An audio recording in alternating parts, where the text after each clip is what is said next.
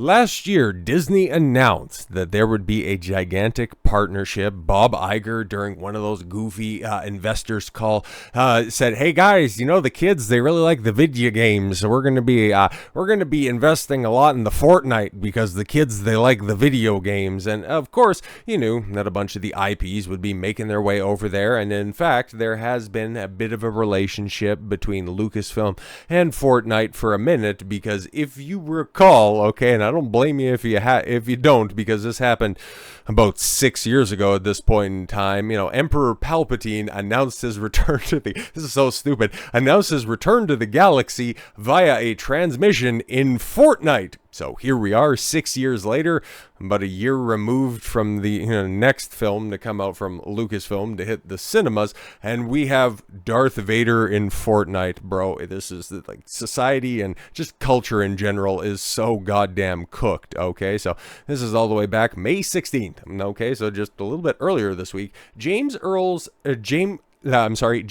Jones family at Disney and Epic Games bring Darth Vader's iconic voice to Fortnite with interactive chat experience. Now, there's a reason I'm using the Walt Disney Company website specifically in order to point this out. Darth Vader, the infamous villain. Oh, really? Did you not watch and did you not go through the entire saga? And by that, I mean the first and only 6 Star Wars films. Is he really a villain at the end of it? Anyways, from Star Wars, yes, appeared in Fortnite on Friday in an entirely new way as a conversational AI experience powered by the iconic voice of Disney legend James Earl Jones. In close consultation with the family of James Earl Jones, Disney and Lucasfilm Epic Games used a groundbreaking AI technology to allow fans to interact with this renowned character in ways that wouldn't otherwise be possible. James Earl felt that the voice of Darth Vader was inseparable from the story of Star Wars, and he has always wanted fans of all ages to continue to experience it. The family of James Earl Jones said, "Now, we hope that this collaboration with Fortnite will allow both longtime fans of Darth Vader and newer generations to share in the enjoyment of his iconic character." And yeah, here's the thing, man. Okay, this isn't the first time that he's allowed his voice to be transfigured by a technological terror at the puppeteering of Disney before. I mean, they use their own re-speecher technology to blandly present his voice in that stupid Obi-Wan series, and you bet your bottom dollar it's going to be ran back once again in Ahsoka season 2. One of my early predictions, because I know that they started production. I'm not entirely sure if they wrapped production on that. Who even knows?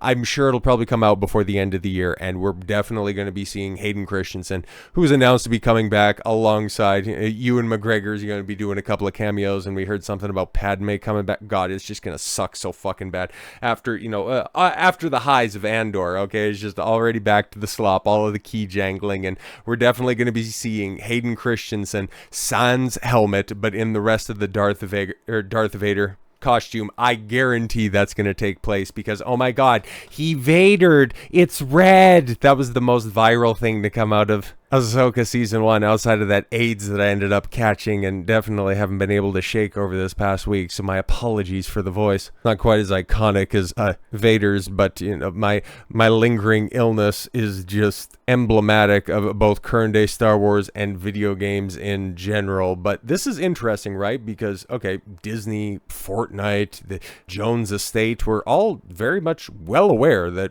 AI was going to be used to bring him, quote unquote, back to life for this project. So how exactly does SAG-AFTRA figure in and think that they deserve a slice of this pie? Make this one make sense.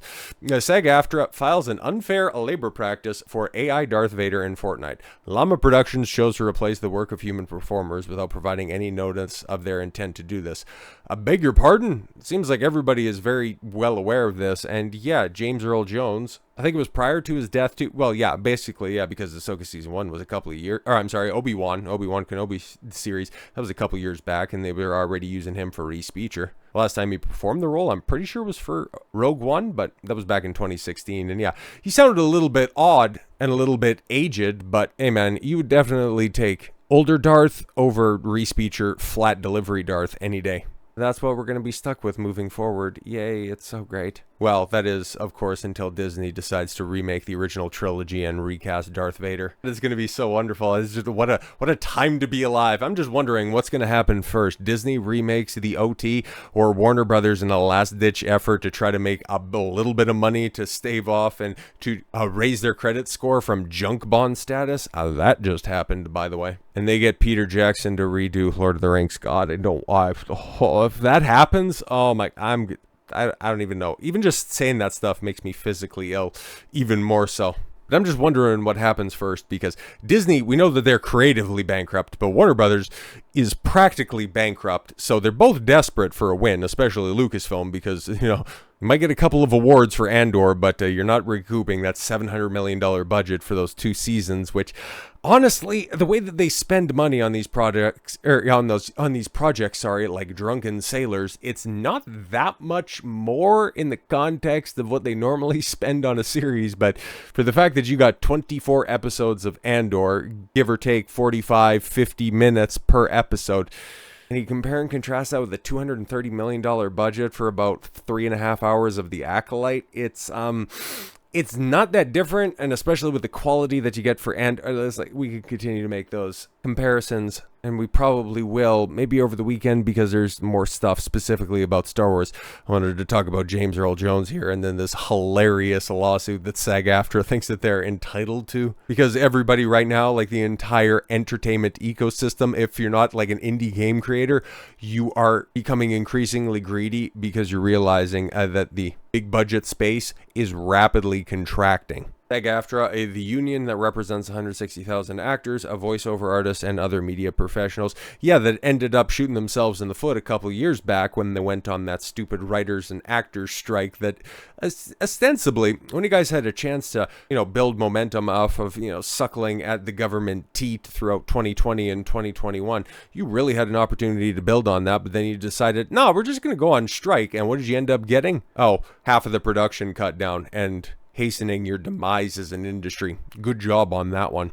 But yes, has filed an unfair labor practice charge against National Labor Relations Board, against Llama Productions and Epic Games for their for using AI to portray a Darth Vader in Fortnite. Maybe they've seen some of those viral clips of AI Vader dropping some very spicy gamer words. Like, it's funny, right? With this lawsuit right here, which we're going to get into some of the specifics, they don't mention that at all, so I guess that's totally fine. It's just they weren't getting a cut. SAG-AFTRA said it celebrated the rights of artists such as James Earl Jones' estate to use digital replicas, but said that Epic Games did so without providing any notice of their intent to do this and without bargaining with us over appropriate terms. Yeah, interesting, because everybody who owns the rights to Darth Vader, who owns the rights to James Earl Jones' voice, well, they were all consulted and they all came to an agreement on this, right? Because you got, president of Epic Games saying we launched the most expansive Star Wars collaboration Epic and Disney have ever done, and we're excited to introduce a new and immersive way for players to interact with legendary Star Wars character Adam Sussman, which is hilarious to say. Now players have a chance to chat in real time with Vader in Fortnite. Oh, one of the most memorable characters in cinematic history. Wow, these actually showing him more reverence than even Disney would, but okay, cool.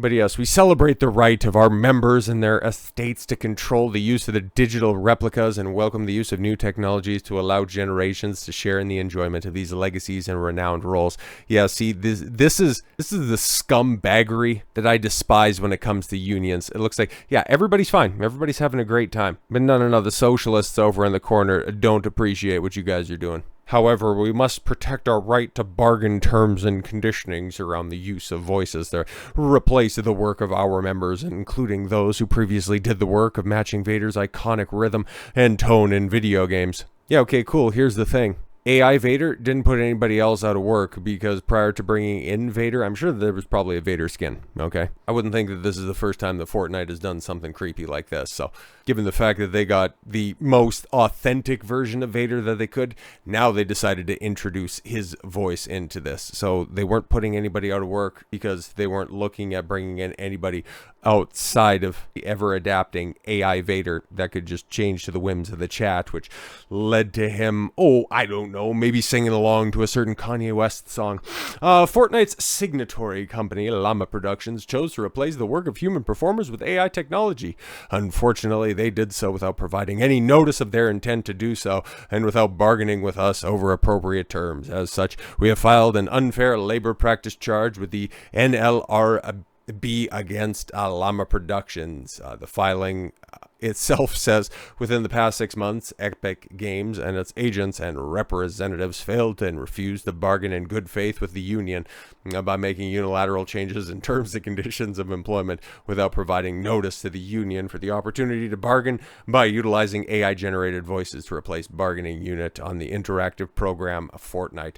Yeah, that's interesting. But yeah, SAG-AFTRA voted to strike at the end of July after it failed to reach an agreement to the convenience bargaining group over rights and protections concerning, raised in the industry's exploration of AI technologies. But here's the thing, man. How do you have jurisdiction in this lawsuit? Okay, because like I said before, and at the beginning it was pointed out, all of the appropriate parties came to a resolution. You're just mad that you can't represent dead actors anymore. I don't know, it just kind of sounds like you and your entitled members need to, I don't know, learn to code. Or instead of pointing and laughing at blue-collar workers getting dispossessed, or how you will employ and how you will champion the likes of Pedro Pascal, who likes to shit all over blue-collar workers, kind of looks like instead of the truck drivers, instead of the construction workers, it just looked like actors just got replaced by AI, bitch. So with all that said, thank you all very much for the gift of your time. I've been Don Consuelo. I want you to follow your gut and get after it. Take care, everyone.